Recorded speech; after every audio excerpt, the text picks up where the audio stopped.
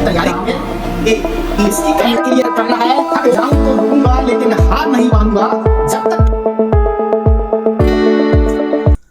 हमारे प्रिय छात्रों, यदि आप यूपी टेट की तैयारी कर रहे हैं तो कहीं ना कहीं से आप सभी ने पाचन तंत्र का वीडियो या पाचन तंत्र के बारे में कहीं ना कहीं से जरूर पढ़ा होगा।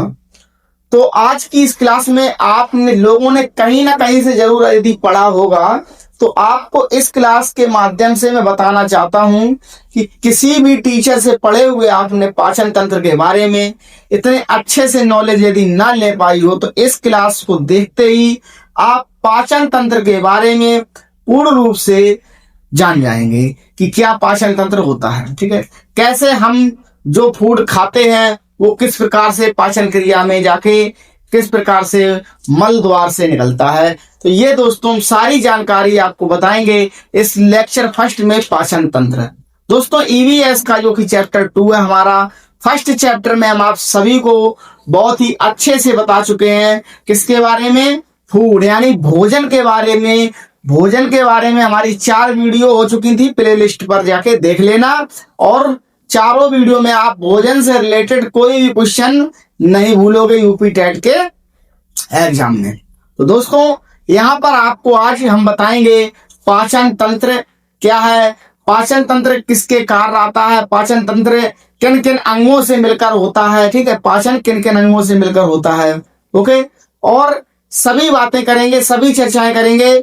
बट यदि आपने अभी तक हमारे चैनल को सब्सक्राइब नहीं किया है तो सब्सक्राइब जरूर कर लें और क्लास को लाइक जरूर कर देना अगर यदि आपको नॉलेज बेस्ट लगे। ओके दोस्तों, आइए क्लास को स्टार्ट करते हैं। तो दोस्तों हमारा पहला क्वेश्चन पाचन से है। पाचन क्या है? तो दोस्तों पाचन क्या है देखिएगा, पाचन क्या है।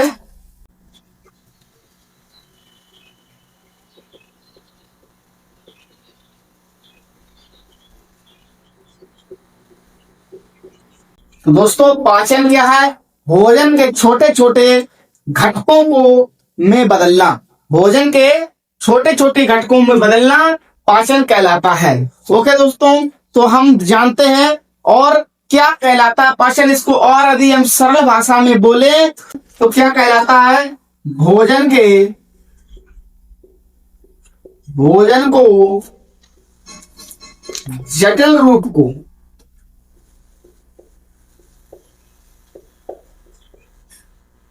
जटिल रूप को सरल रूप में बदलना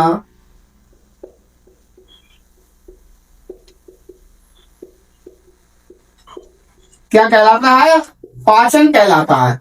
देखिएगा 2 पॉइंट है, भोजन को छोटे छोटे घटकों में बदलना पाचन कहलाता है और भोजन के जटिल रूप को सरल रूप में बदलना पाचन कहलाता है। तो दोस्तों आप जान चुके हैं पाचन क्या है। अब हम बात करते हैं कि पाचन तंत्र क्या है। ये हमारा था पाचन क्या कहता है, पाचन क्या होता है। तो पाचन क्या होता है? भोजन को छोटे छोटे घटकों में बदलना ये पाचन होता है। अब हम जानेंगे पाचन तंत्र क्या है। ठीक है, किसको जानेंगे? पाचन तंत्र क्या है।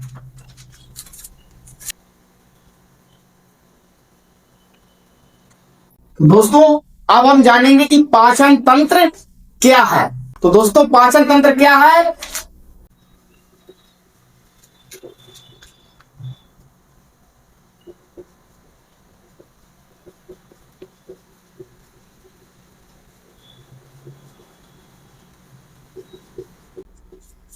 तो दोस्तों पाचन तंत्र क्या है? पाचन में सभी अंगों का भाग लेना पाचन तंत्र कहलाता है। दोस्तों पाचन तंत्र यदि आपसे पूछे क्या है तो पाचन तंत्र क्या है? पाचन में सभी अंगों का भाग लेना ही हमको क्या कहलाता है? पाचन तंत्र कहलाता है। अब हम बात करते हैं कि जो कि भोजन होता है, भोजन ये कहाँ पे क्या करता है? पाचन करता है। तो भोजन हमारा आहार नाल में पाचन करता है। किसमें दोस्तों? आहार नाल में। भोजन हमारा कहां पर पाचन करता है? आहार नाल में पाचन करता है। ये नोट करते चलिएगा, एक एक टॉपिक एक एक पॉइंट बहुत अच्छे से नोट कीजिएगा कि भोजन हमारा कहां पाचन करता है? आहार नाल में। अब हम जान लेते हैं कि दोस्तों आहार नाल क्या है। आहार नाल क्या है तो देखिएगा आहार नाल क्या है।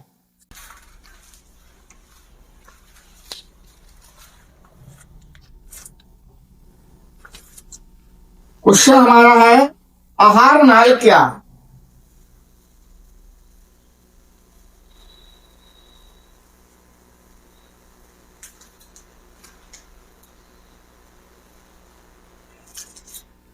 तो दोस्तों आहार नाल जो की है यह हमारे मुख से शुरू होता है। कहां से? मुख से। यह हमारे, नोट कीजिएगा,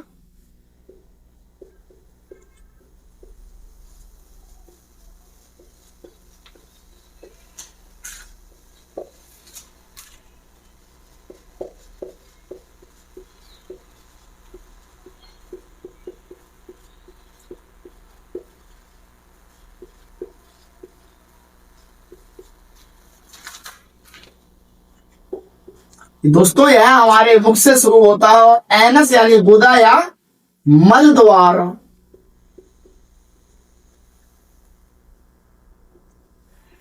तक का सफर ही आहार नाल है। तो आहार नाल क्या है दोस्तों? यह हमारे मुख से शुरू होता है यानी मुंह से स्टार्ट होता है और एनस यानी कि गुदा मल द्वार तक का इसका सफर क्या कहलाता है? क्या कहलाता है दोस्तों? आहार नाल कहलाता है। यानी कि जो आहार नाल की जो समाप्ति होती है, ये इसका सफर लिख दिया। आहार नाल का जो समाप्त होता है, जहां पर खत्म होता है आहार नाल, वो एनस पे जाके खत्म होता है। ओके, अब हम जान लेते हैं आहार नाल में क्या क्या आता है।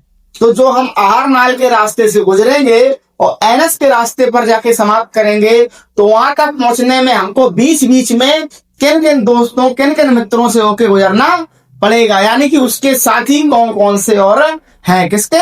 आहार नाल के। तो दोस्तों देखते हैं, तो आइए दोस्तों देखते हैं आहार नाल में क्या क्या आता है। तो नंबर 1, सबसे पहले आहार नाल हमारा स्टार्ट होता है, वो मुख से स्टार्ट होता है। कहां से? जो हमारा आहार नाल, हम कुछ भी भोजन करते हैं तो वो हमारे मुख से स्टार्ट होता है और मुख के बाद ये ग्रास नली में जाता है।